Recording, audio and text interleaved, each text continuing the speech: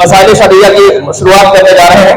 हमारे मदरसे के मास्टर साहब हैं, ये मास्टर कामरान साहब, माशाल्लाह इनके हाथों से ये शुरुआत किया जाएगा। 10 तलबा हैं जिन्होंने इसमें हिस्सा लिया। इसमें 2 ग्रुपें बनाई जाएंगी, एक ग्रुप एक तरफ, एक ग्रुप एक तरफ। आपको ये देखना है कि जिस ग्रुप के तालिब इल्म पहले हाथ उठाते हैं आप उनका नाम बता दिएगा, इन्होंने पहले हाथ उठाया, इस ग्रुप वालों ने पहले हाथ उठा दिया। आप बड़े ध्यान से देखिएगा और अल्हम्दुलिल्लाह अगर आप ध्यान से सुने और अपना जहन हाजिर करके इसमें शिरकत किए तो याद रखें इंशाअल्लाह ये हमारे मालूमात का एक बहुत अहम जखीरा भी होगा। नमाज, रोजा, हज, ज़कात और कुर्बानी, निकाह, तलाक, वुज़ू, गुस्ल, तयम्मुम, ये सारे मसाइल जो जरूरी मसाइल हैं, अल्हम्दुलिल्लाह ये सारे तलबा उसका मुसाबका होने जा रहा है। ये सारे तलबा उसमें शिरकत किए हैं और उसमें हिस्सा लिए हुए हैं। वो सारे तलबा उसमें हिस्सा लिए हुए हैं माशाअल्लाह। अब बिला ताखिर उसकी शुरुआत की जा रही है। लिहाजा मैं मास्टर साहब से गुजारिश कर रहा हूँ कि इसमें 10 पर्चियां हैं, 5 पर्ची आप अलग अलग कर दीजिए। ऐसे आप जो 5 पर्ची उसमें बगैर नाम किए हुए।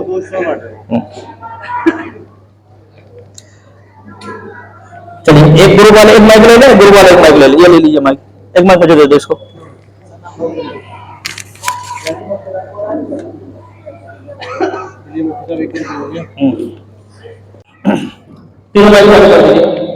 माशाअल्लाह मैं ये 2 ग्रुपें बनी है, मैं जिनका नाम ले रहा हूँ वो उधर हो जाए, ग्रुप ए उधर, ग्रुप बी वाले इधर।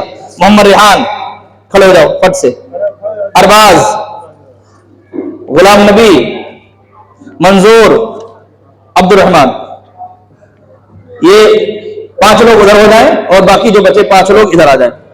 माशाअल्लाह मौलाना मुज़क्किर साहब की बुलाए आपकी तरफ है माशाअल्लाह, है ना। चलिए खड़े हो जाओ 5 लोग माशाअल्लाह।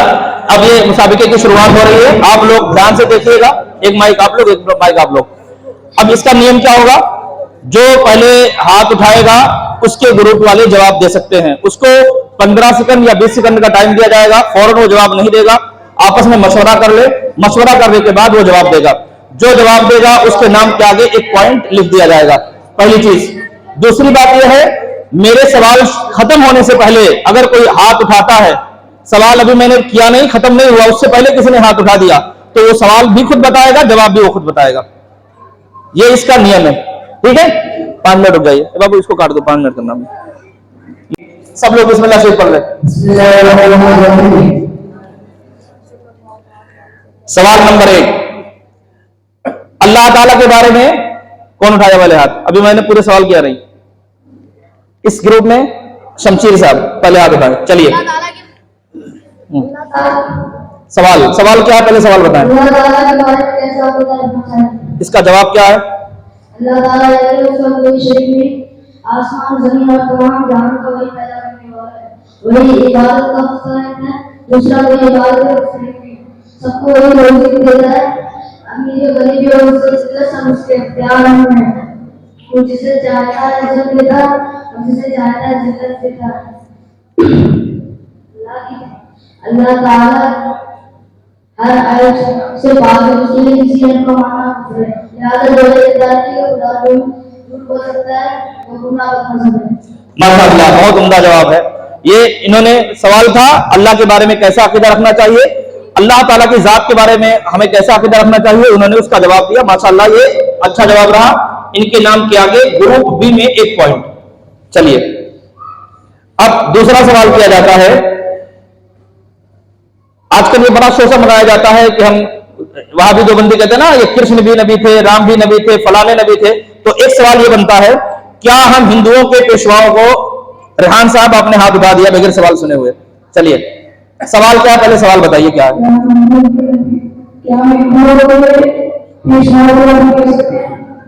देखें जब कोई बताने लगे तो आप लोग मत दीजिए वरना आपका नंबर माइनस हो जाएगा। हाँ मशवरा पहले कर लो। चलिए हाँ सवाल ये कि क्या हम हिंदुओं के पेशवाओं को नबी कह सकते हैं? अब उसका जवाब क्या आप बताइए।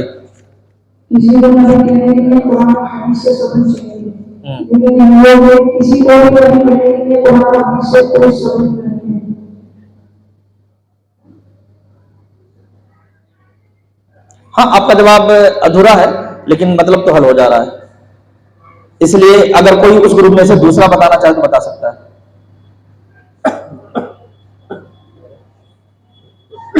जल्दी करें, 15 सेकंड का टाइम होता है, वरना इस ग्रुप की तरफ आ जाएगा। किसी शख्स को नबी कहने के लिए कुरान और हदीस से सबूत चाहिए, और हिंदुओं के विश्वास को हिंदुओं के विश्वास के बारे में कुरान और हदीस से कोई सबूत नहीं मिला, लिहाजा है नबी नहीं कह सकते। ये मेन मसला था, इसलिए आपका जवाब सही है। आपके नाम के आगे 1 पॉइंट ग्रुप ए में। चलिए,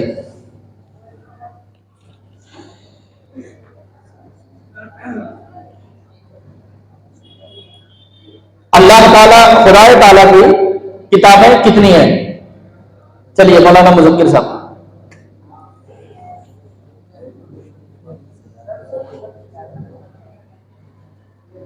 खुदा ताला की छोटी बड़ी बहुत सी किताबें हैं। उसमें 4 किताब बहुत मशहूर है। पहला तौरात जो हज़रत मूसा अलैहिस्सलाम पर नाज़िल हुआ, दूसरा ज़बूर जो हज़रत दाऊद अलैहिस्सलाम पर नाज़िल हुआ, तीसरा इंजील जो हज़रत ईसा अलैहिस्सलाम पर नाज़िल हुआ, और चौथी कुरान जो हज़रत मोहम्मद मुस्तफा सल्लल्लाहु अलैहि वसल्लम पर नाज़िल हुआ। माशाअल्लाह, सुभान अल्लाह, ये अच्छा जवाब रहा। मुज़क्किर साहब के खाते में 1 पॉइंट। चलिए, हमारे नबी कौन है, उनके कुछ हाल बयान करें। शान आलम साहब चलो आप।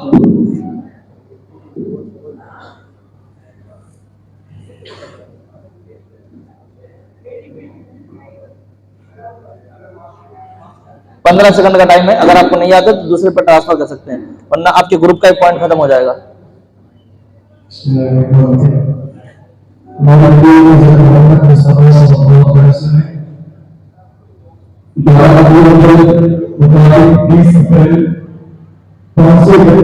ईस्वी में आपका आपके पैदाइश मक्का शरीफ में हुई।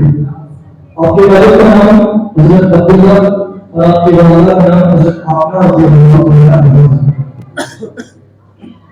आपकी ज़िंदगी में 63 साल 53 साल की उम्र तक आप मक्का शरीफ में रहे। 10 साल आपने मदीने की इमाम में गुजारे।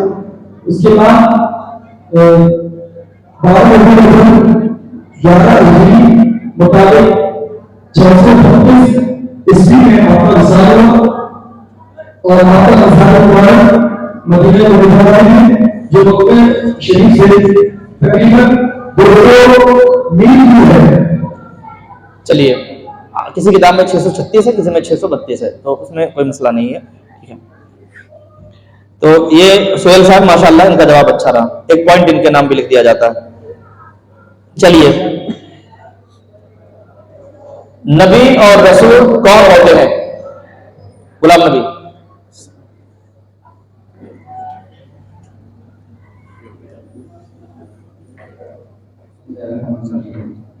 आगे आ जाओ, जो जवाब बताओ वो आगे हो जाए। हाँ,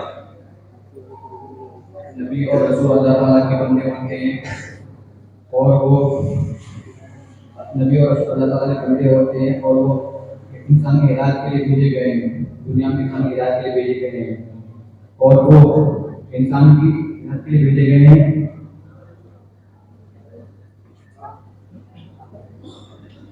आपका आपके नाम के आगे 1 पॉइंट माइनस की जा रही है, तो अब इसमें कोई है आपके ग्रुप में जो बता दे? चलिए बताएं आप।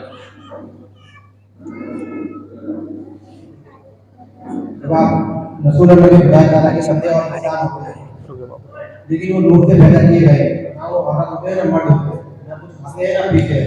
अब आपके ग्रुप से ट्रांसफर करके इधर किया गया, आपके ग्रुप का एक नंबर जो था प्लस में अरबाज साहब का, वो भी कट गया, ठीक है, ये माइनस हो गया, आपके नाम के आगे भी माइनस है। चलिए, मौलाना तौसीफ साहब इस क्लास में से बताएं, ग्रुप बी में से जल्दी कीजिए। नबी और रसूल कौन होते हैं?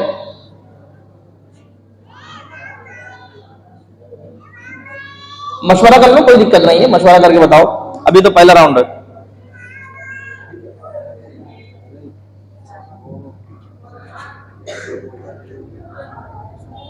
चलो,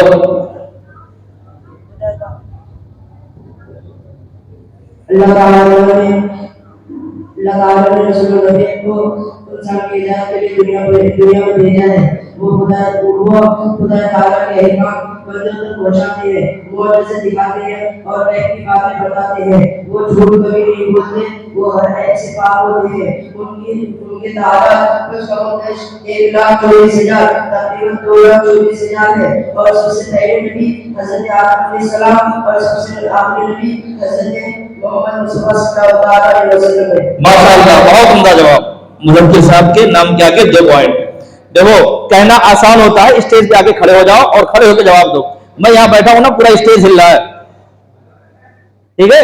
अब कैसे हिल रहा वो आप समझ रहे होंगे, है ना। माशाअल्लाह, लेकिन फिर भी इनकी हिम्मत की दाद देनी, वो आपसे बेहतर है कि यहां खड़े हैं। हर हाल में स्टेज वाले तो बेहतर ही हैं। चलिए माशाअल्लाह।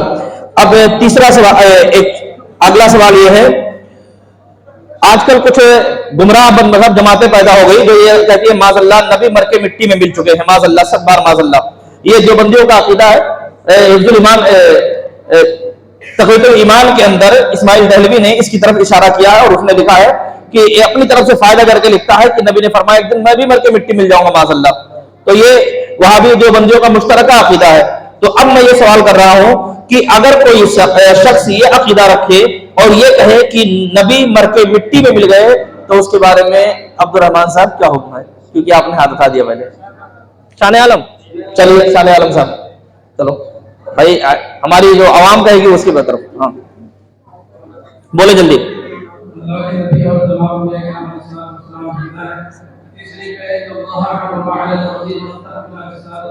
चलिए, आपने माइक बड़ी मुश्किल से लिया, लेकिन आपका जवाब गलत है। मैंने क्या पूछा कि जो नबी करीम सल्लल्लाहु अलैहि वसल्लम के बारे में कहे या अंबिया किराम के बारे में कहे मर के मिट्टी में मिल चुके, उसके लिए क्या हुक्म है? सवाल चुनिए, जवाब दिगर। आपका 1 पॉइंट आपके नाम के आगे माइनस। हाँ चलो, पहले इस ग्रुप में। माशाअल्लाह, चलिए शमशीर साहब, डबल पॉइंट।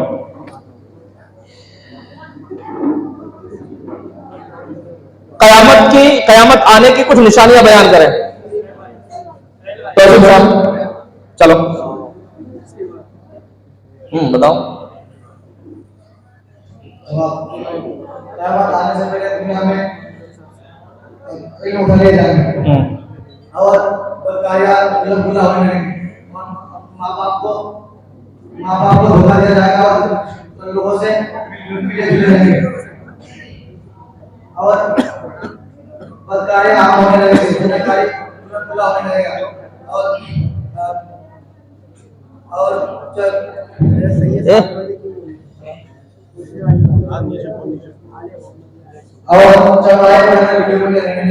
तो समझदार के क़यामत करीब आ गई है या आ चुकी है। ठीक है, आपका जवाब कुछ हद तक सही है।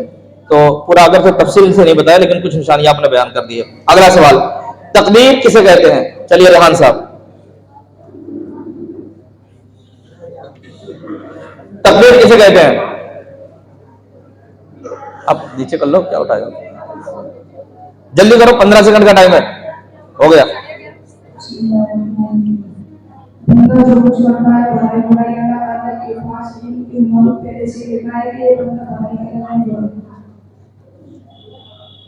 क्या बताया आपने? फिर से माइक करीब करके, माइक का आवाज इसे सही कीजिए इधर। हाँ,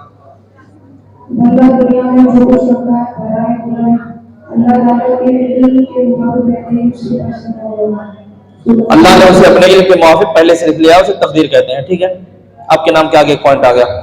जनाब गुलाम नबी, मंजूर और अब्दुर्रहमान, 3 सवाल और होंगे। सिर्फ आप तीनों से किए जाएंगे।